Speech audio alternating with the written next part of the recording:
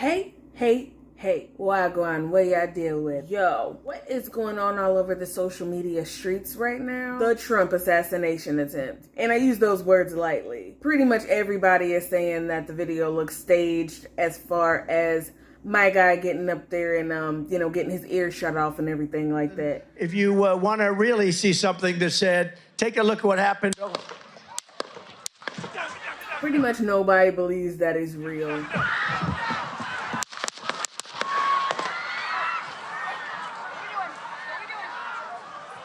Cause it don't look real for real. Okay, watch out.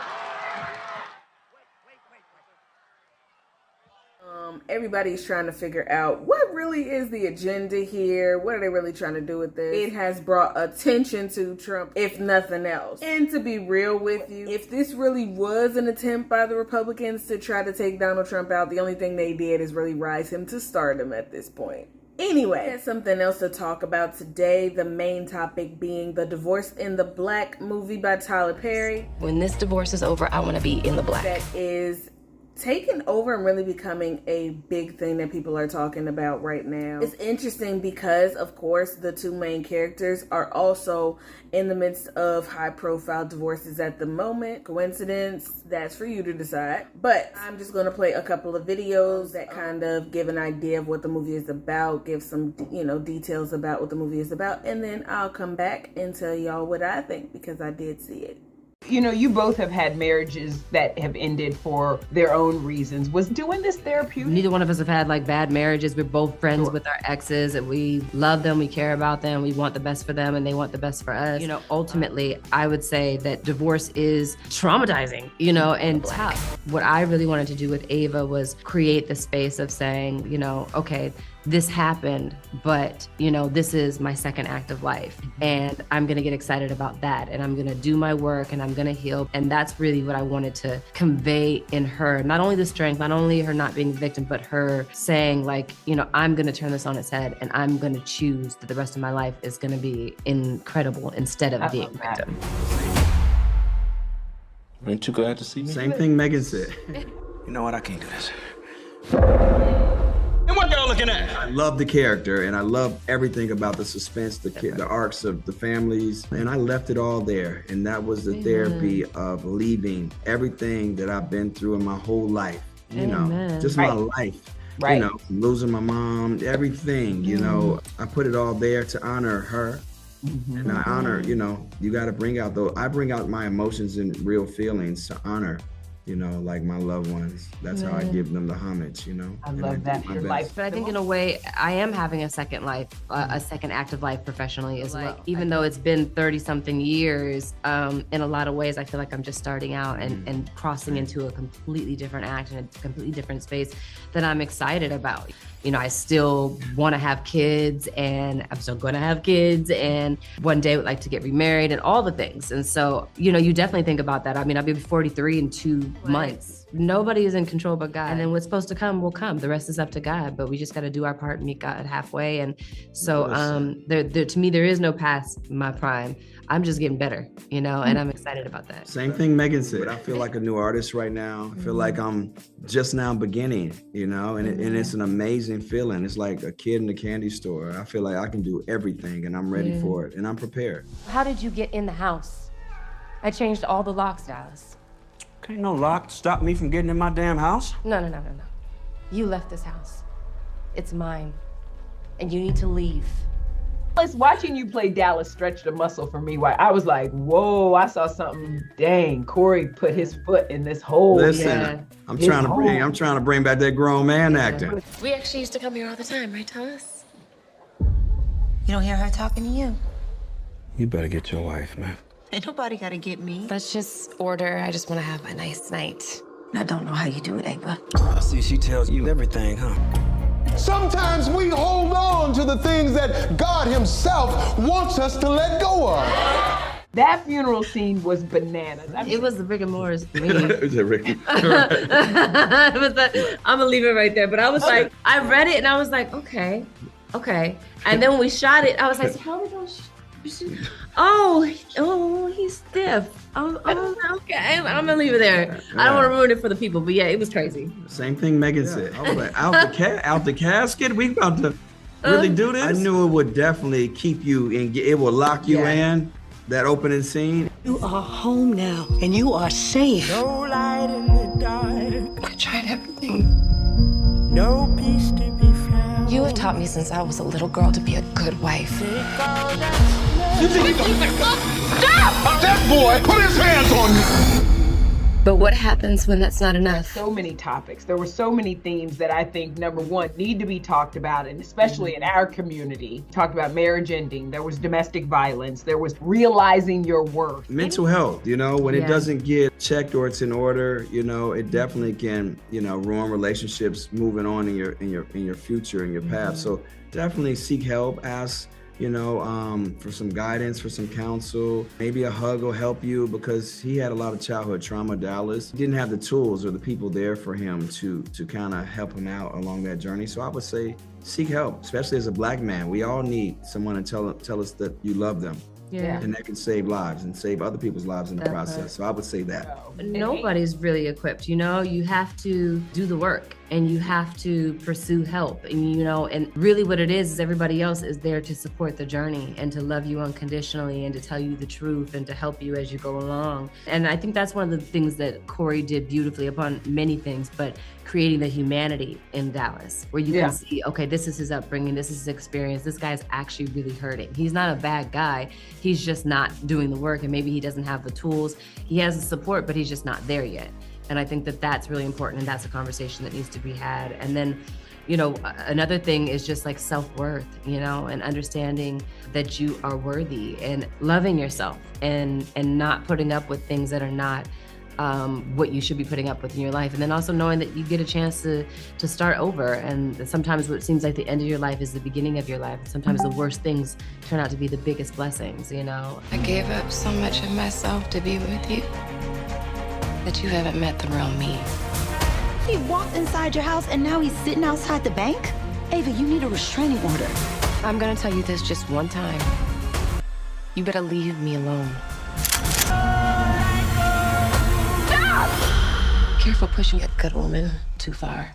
Same thing Megan said. So, after watching the movie, I felt like there was a lot of key elements that Tyler Perry usually has in his movies, which include the abusive husband and the woman that everybody is telling her, you're too good for him, you really shouldn't be with this person, and her saying, no, well, he's actually a good person. Basically, them ending up having some sort of separation, and then coming into just really being very assertive after this and saying, I'm glad that I'm divorced. As a matter of fact, I'm going to go tell him that I'm so glad that I'm divorced, and I'm going to make sure he feels my power, So that was definitely a key element of the movie that I noticed as one of the things that Tyler usually has in his movies as far as that element. I also thought the element of, the very, very involved best friend.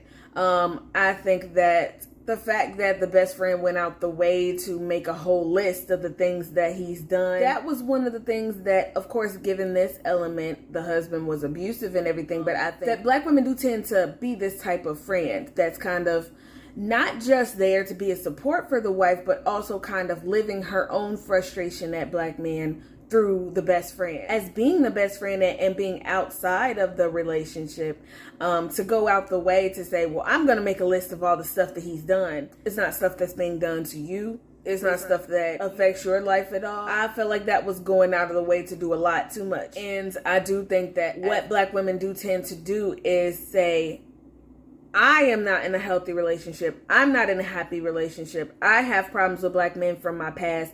I have problems with men that have done stuff to me. So I'm going to inflict that on your relationship. I'm going to basically say, you know what? You need to leave him. Or you know what? He's doing this to you. Girl, he's actually cheating. And you don't know that to be true. You just really know that somebody was cheating on you. So that was interesting. I think that another one of the elements that was interesting in the movie was really kind of going into the mental state of Dallas. He really it went above him just being abusive. It really went into some of the mental things that he dealt with as far as the situation with his family, and his family was very involved and even assertive into what it is that he was supposed to do and what they felt like he should have did.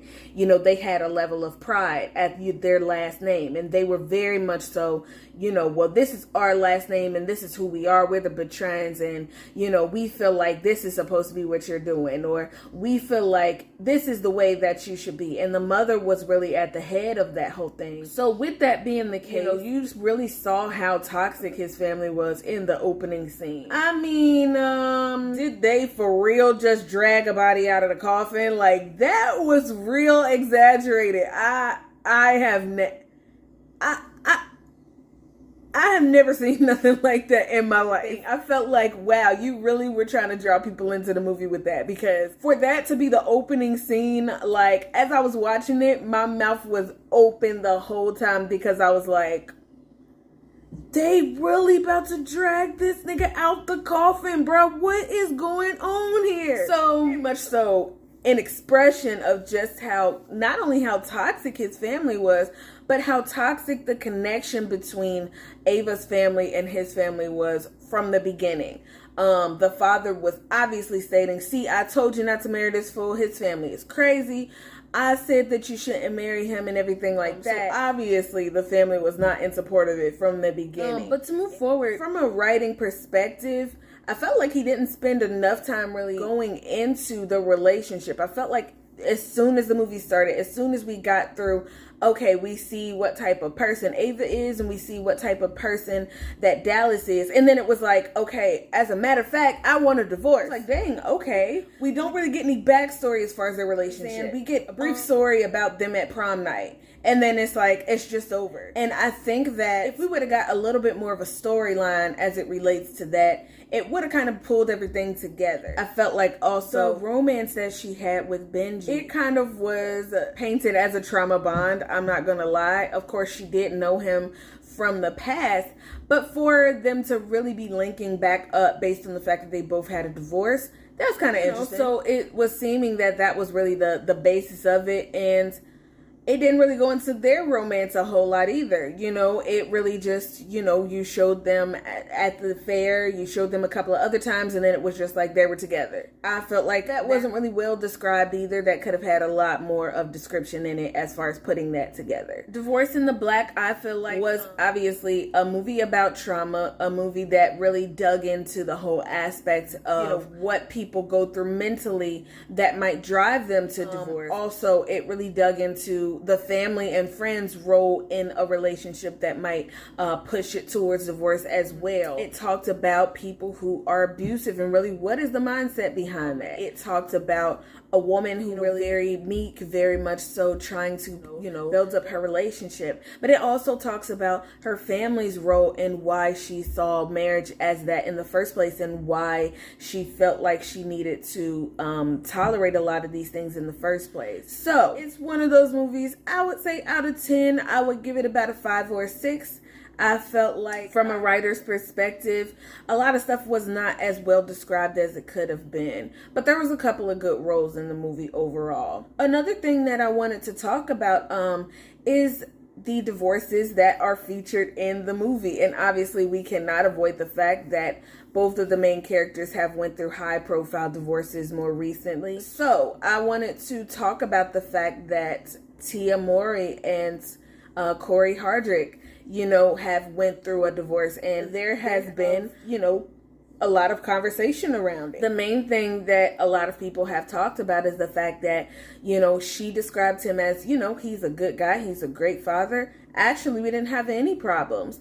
And the main thing that she was saying is, I felt like I needed to just get out of the relationship and deal with finding myself and deal with really understanding myself and everything like that. A lot of people are wondering, is there something behind that she's not telling? A lot of women are saying, you had a good man, he's a great father, he's a great husband, but you decided to leave the relationship. What's really going on? And, it brings a big question to me, because This is not the first time that I have heard a story of a woman who is in a fulfilled marriage. They have a wonderful family and everything like that, but she's deciding to leave the situation because she says, well, I feel unfulfilled. I feel like there's something that I'm missing. I know that a relationship does not always fulfill your every single need or want.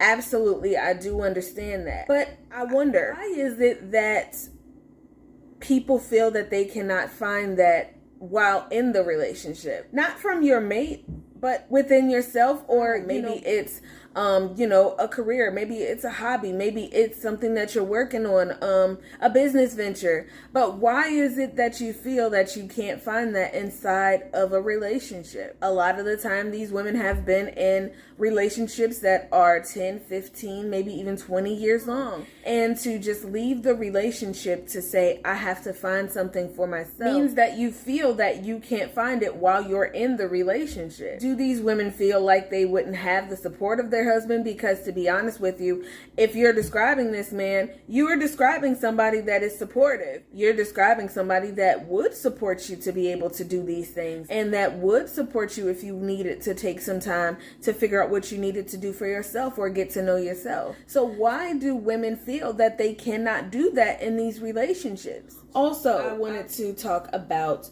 the Megan Good divorce as well. I saw the interview that she did on Shannon Sharp's show, and I felt like she handled that very gracefully. I felt like she did not go into basically bashing her ex-husband or talking about anything negative, but she did speak very honestly about the fact that there was a time period that she felt certain things.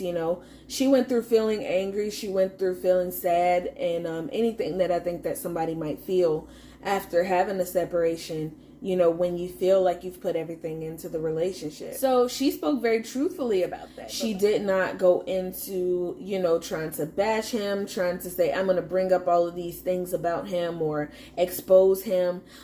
She really just talked about him as somebody who she was married to that she still feels like is a good person, but they did go through something that led to the divorce. And she said that, now I feel like we have the opportunity to become friends. Like that was a very beautiful way to look at something that is tragic or that can be tragic, something that can be painful, something that, is a transformative thing, because you really will go through something that you won't be the same after. But these are the two divorces that really, were the biggest things that people were talking about. And once this movie came out, I'm sure that a lot of the information about those divorces came back up because these were very public divorces. I wanted to talk about that, and I also just wanted to really dig into the movie because it was pretty deep when I watched it. It was very interesting.